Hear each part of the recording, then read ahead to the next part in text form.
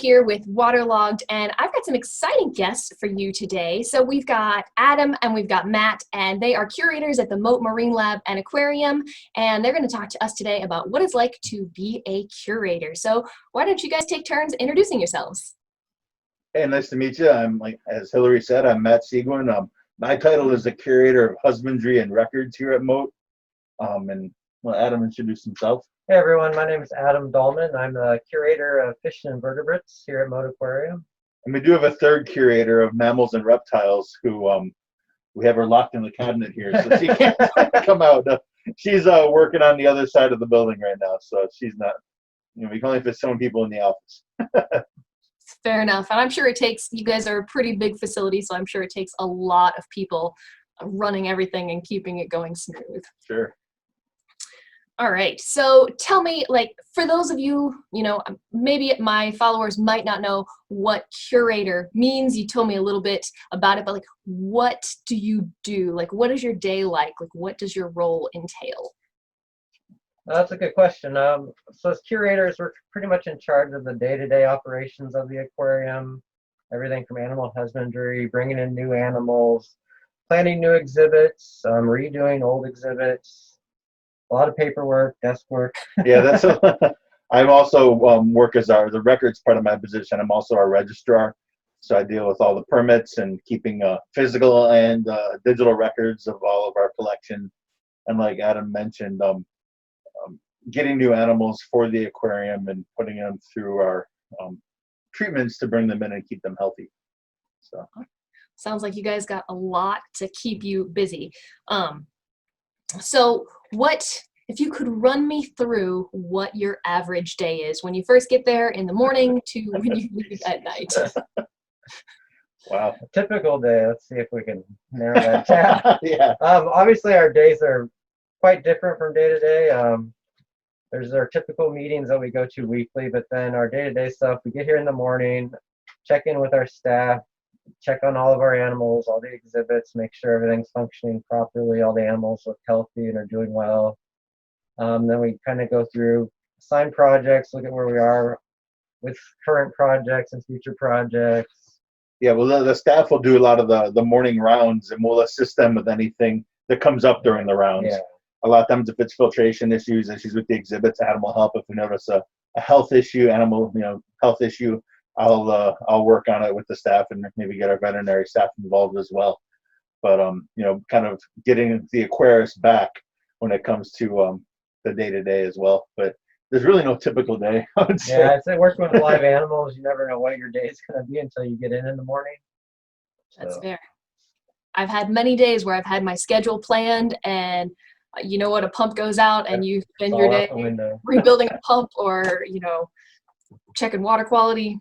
Never know what to expect. You got the list of things you want to get done before the end of the day, and you just got to pepper them in there as you're going. But supporting the staff, I'd say, is the biggest thing we do. That's pretty exciting. Now, speaking of staff, how many people are you in charge of? Do you help with that are on your teams? We do have. The fish and invertebrate team consists of 12 staff total. Yeah. We also have some off-site locations down in the Florida Keys that we also manage. So we have 3 staff members down there as well. So yeah, it takes a lot of staff to take care of all of our animals, definitely. Yeah, most of what we're talking about will be from the fish and invert side. We won't talk too much on Amanda's behalf for her mammal reptile team. It's a whole nother ballpark. It's a whole other world, yeah.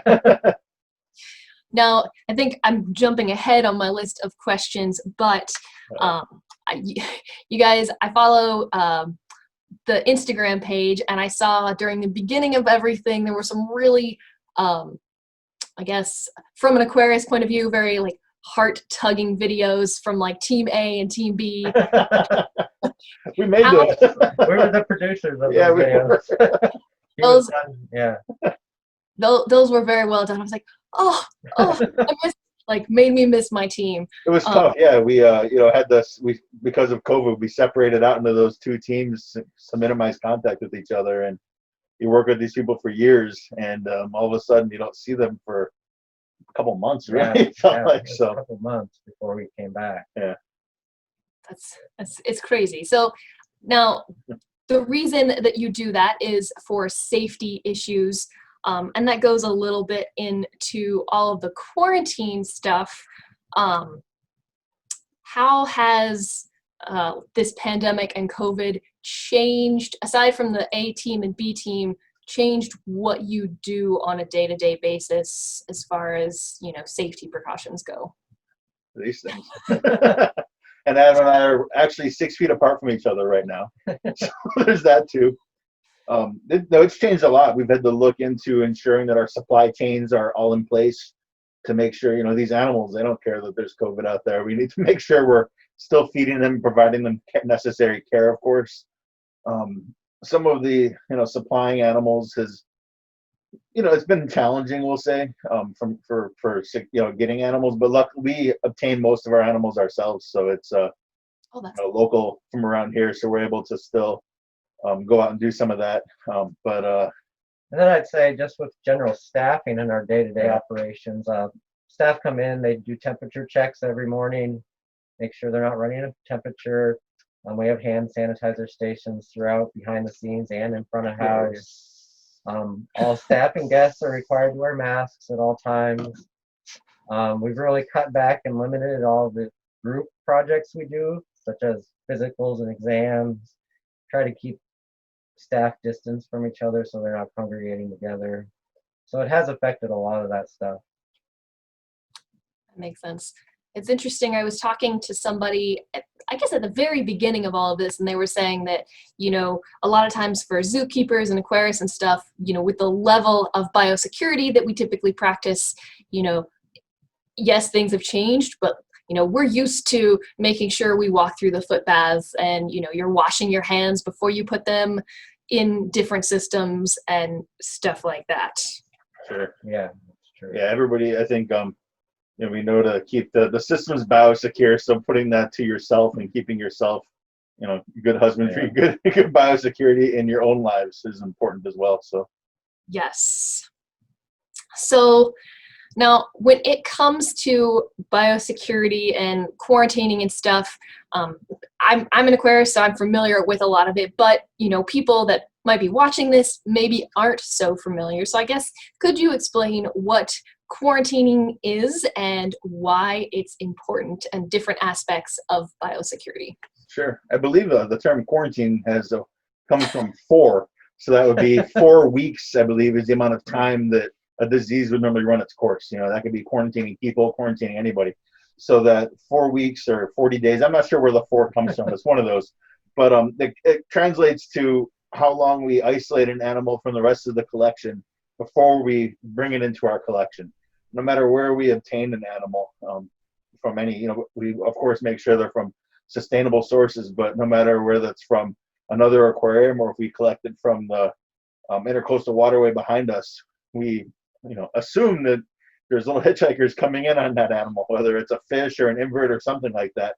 And we don't want any of those pathogens to come in with the animal. So we'll quarantine the animal in on its own filtration system by itself or with another group of animals that were brought in with it, and keep it there for at least usually about 45 days and look for signs of those pathogens, those diseases, and treat them as necessary. We'll do a series of prophylactic treatments or treatments for typical diseases we would see during those 40 days. But really what we're doing is making sure we're only bringing the animals in that we want in our collection, not anything else that can be dangerous for the rest of the collection if it gets into it, which I'm sure you're aware of that. But yeah, maybe your listeners might not be. Yep. Now I know some of my listeners, and myself included, we have aquariums at home, so some people are familiar with that quarantine tank and the quarantine system, but even as an aquarist, I know not all of us have them at home.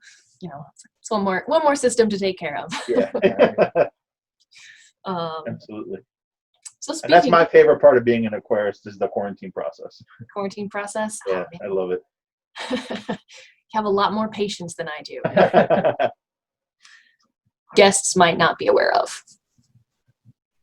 Well, here we try not to have anything behind the scenes, to be honest. We even our quarantine room has windows into it. Oh, cool. Actually, from our diner, which is interesting. Yeah. But we try to have really nothing behind the scenes. We have a couple quarantine systems that are only behind the scenes because they're not in a guest area. It's a little walk. If they were in a guest area, we'd have windows to them as well.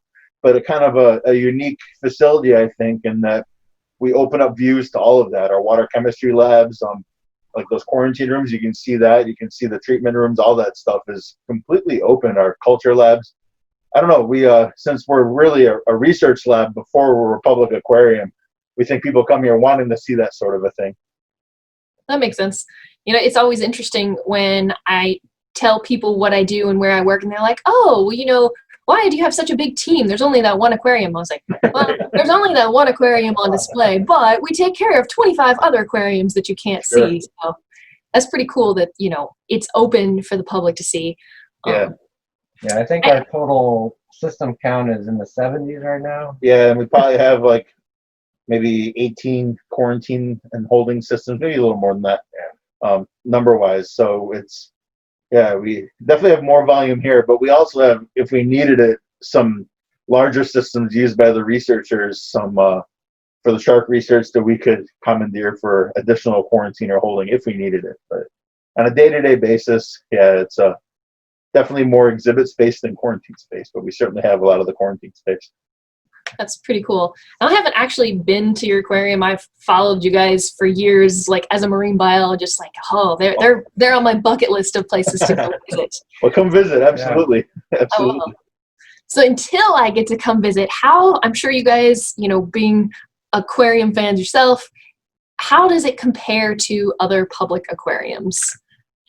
I'd say Mote's pretty unique compared to other aquariums because it started out as a research facility primarily, and then it chose to open a public aquarium to highlight the research that Mote is doing. So a lot of our exhibits are focused primarily on the research that Mote does, as opposed to the animals themselves. So in that way, it's very unique. Yeah, trying to tell the stories of some of the research that people are working on. Like we have one researcher right now that's doing some work on the sounds that fish make underwater. So we've been developing for the past few months an exhibit that shows, some of the sounds of toadfish and grunts and grouper and things like that, and different sounds you hear when you're underwater. Just because he's doing that research, and we had a guy that was doing stone crab research for a while, so we not threw together, it's more than that. We put together a stone crab exhibit to highlight his research and talk about what he's doing. So it's nice to be able to kind of be agile in that way and kind of adjust our exhibitry to what the researchers are working on. Yeah. That's pretty cool. Wow.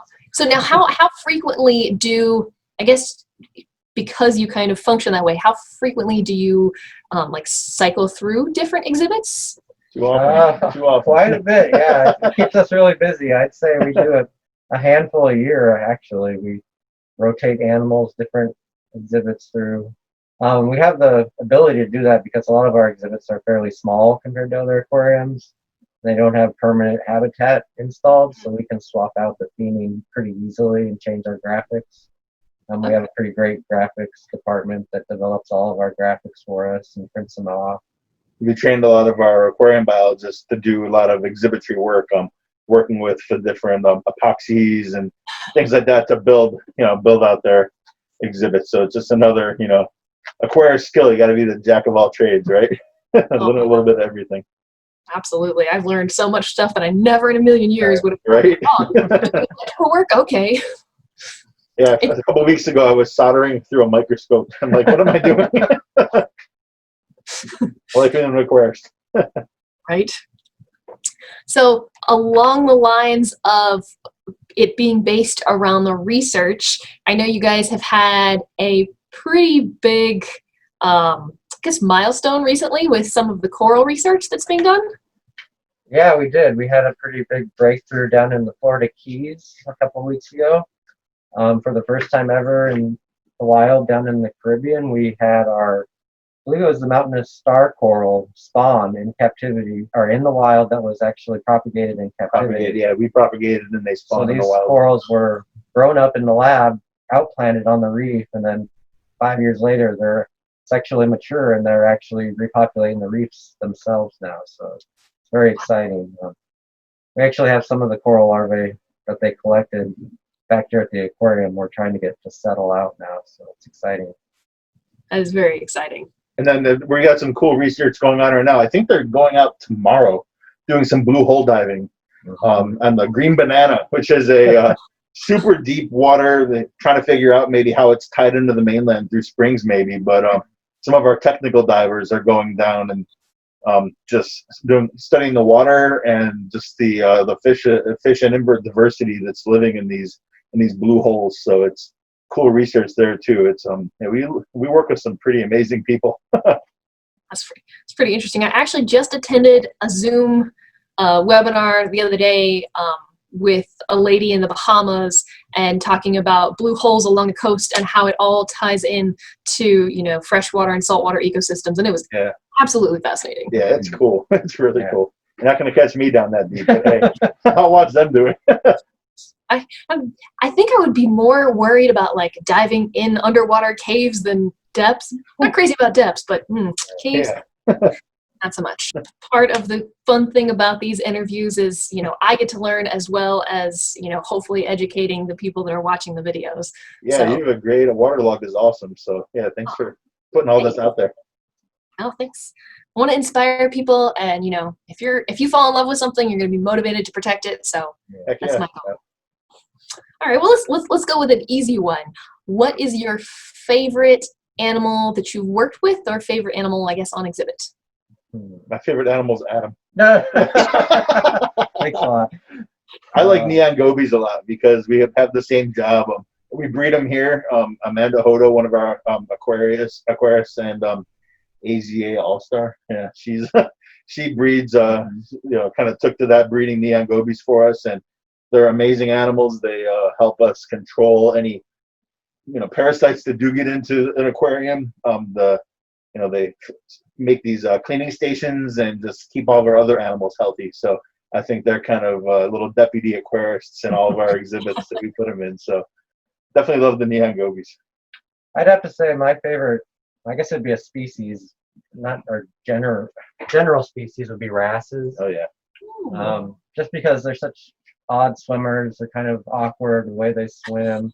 They come in such a wide variety of color patterns, and they seem to have more personality than other fishes. And I've always liked wrasses. Yep. Wrasses are very. I just finished making a video for Marine Depot the other day, and it was all about wrasses, and it just like, I was like, oh, but I'm forgetting to talk about this one, and I'm forgetting to talk about this one. I'm like, I've only got 15 minutes to talk. Oh yeah, now I'm kicking myself for not saying Goliath grouper, you know. So it's like I like every other animal. Hey, what's your favorite, Hillary? Pufferfish. Pufferfish, yeah, those are. It's down pufferfish. They're cool. Kind of a pain in the butt, but they're cool. Gotta give them some extra love and attention. Let's see. What is the oddest or most unexpected species that you've worked with? Ooh. The oddest. Let me think here. I think Trichodina. It's this parasite that sorry, is that okay? Or do you want to fish? It's a parasite that looks kind of like those little scrubbing bubbles, and we got it on some fish that we brought in, and just seeing it, I've seen the pictures in books, and it looks almost, from one side it looks like a wagon wheel maybe, obviously very tiny, and the other side it looks like scrubbing bubbles, and when you see it, you know exactly what it is. It's relatively easy to treat, and you see it in the books. It's so like perfectly shaped. It's exciting to see it, and I showed everybody, took videos and pictures. I get all excited about that stuff. So Trichodina is probably my favorite, from weirdest species I think that I've worked with. Oh, and also the crustacean that replaces the tongue as a parasite on some fish. We had it was a scorpion fish that had that, and it was pretty amazing to see. So that was another weird kind of parasite that I've run into. Go for it. You work with all the weird stuff. Yeah, that stuff's good. I just work with the ones on display. I get to see all the weird stuff before it goes on display. I'd probably have to say our blue ring octopus exhibit we had way back in the day. I think it was like 5 years ago now. Yeah. Or just such a small but deadly creature. pretty, Those are pretty so neat to work with them. Yeah, that was a terrifying group of time to be Yeah. working.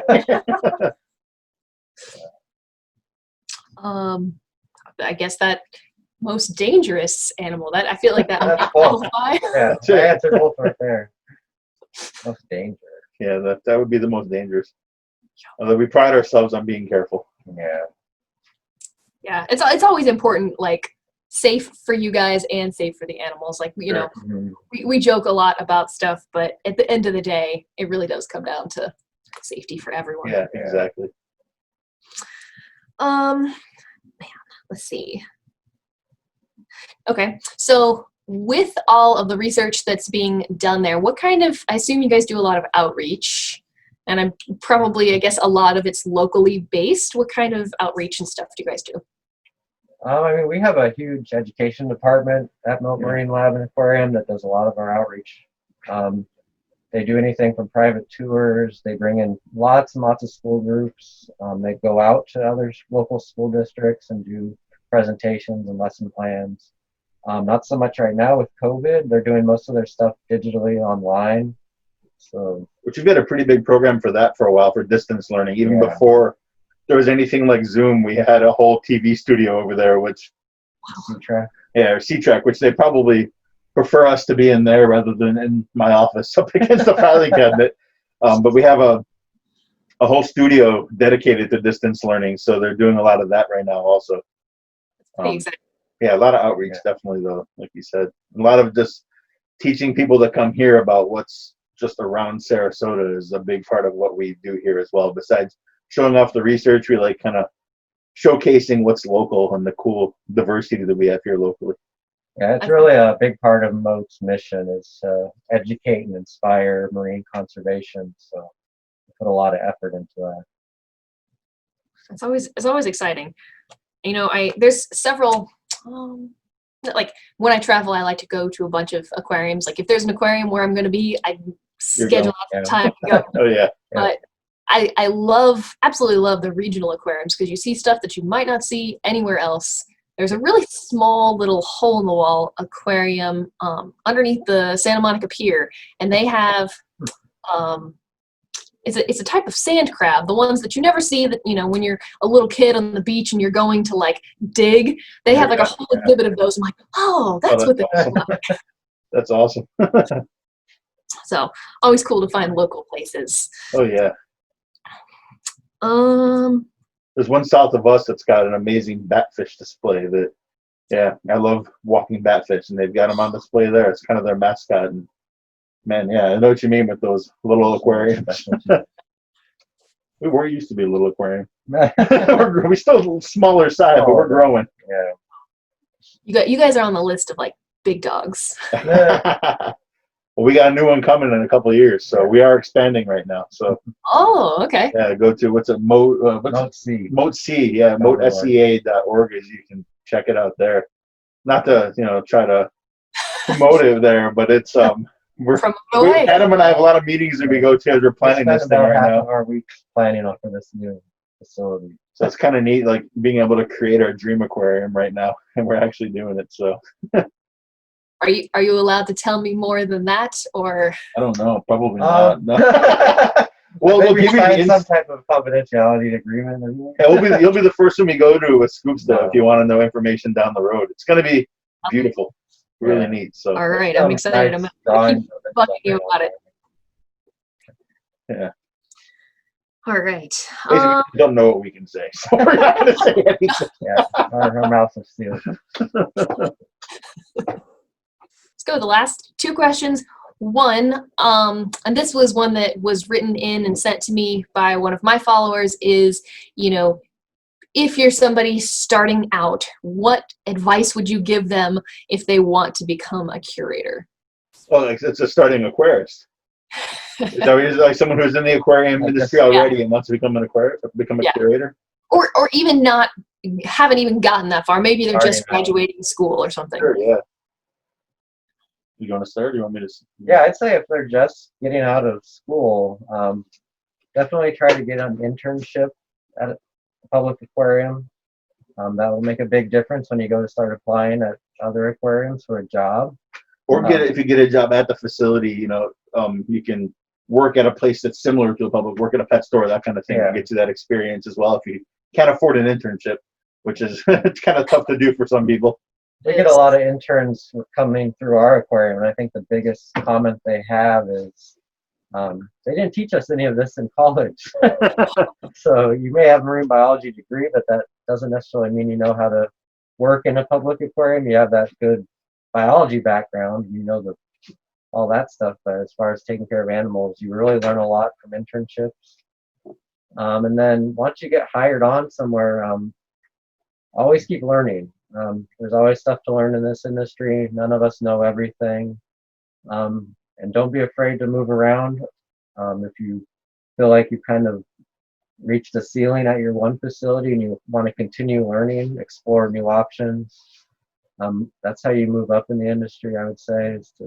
It's the easiest way to move up, I think. Yeah, it's move around. Someone told me that at one point, and it's like, to move up, you got to move around. And it's like, it's kind of true in one way, but you're also getting kind of a broader education as an aquarist by moving around too. I have things that I've learned at all the facilities I've worked at before here that, every day I'm learning things, using things that I've learned in previous positions that are important. It's great if you stay at one place for a long time, but don't be afraid to move around, definitely. And like Adam said, if you're an aquarist now, volunteer to, not saying volunteer, but if you're working, do any projects to come along, try to get involved in all that.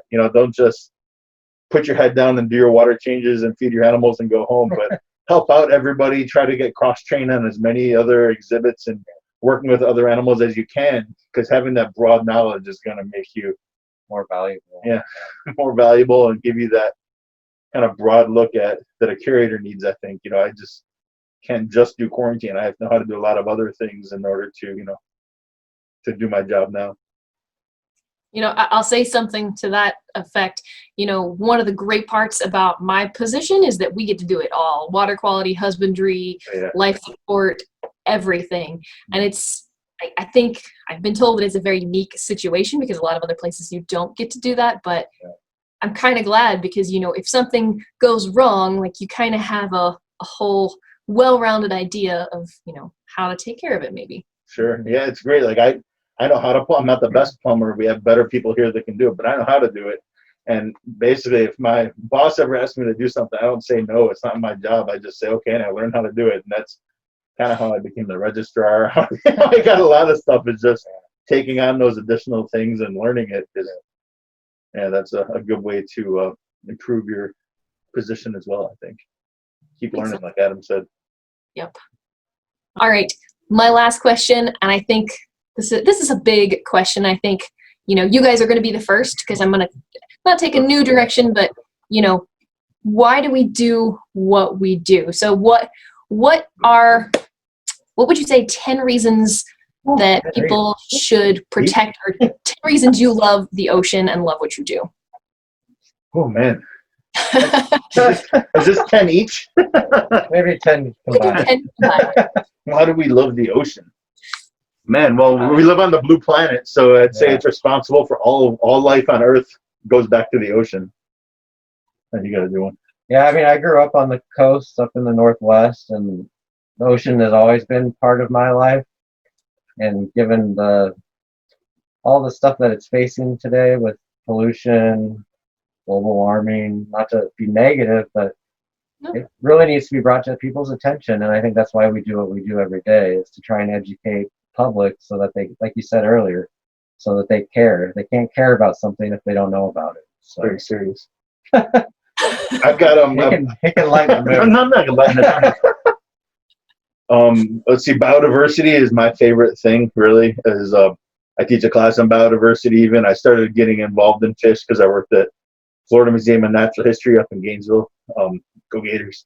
And the diversity of fish and inverts in the oceans is so huge that we don't know.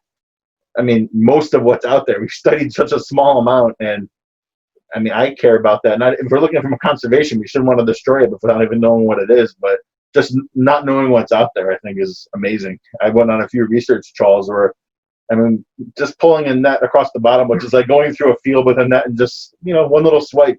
We found 2 new species, doing that. So there's just so much out there. that we have no idea what it is. So I think that's one of my favorite things about the ocean. I like that. And it's also an industry that you can't get bored in. There's always new stuff happening, Yeah. new discoveries, new animals coming in, new challenges. So it keeps you very busy and focused.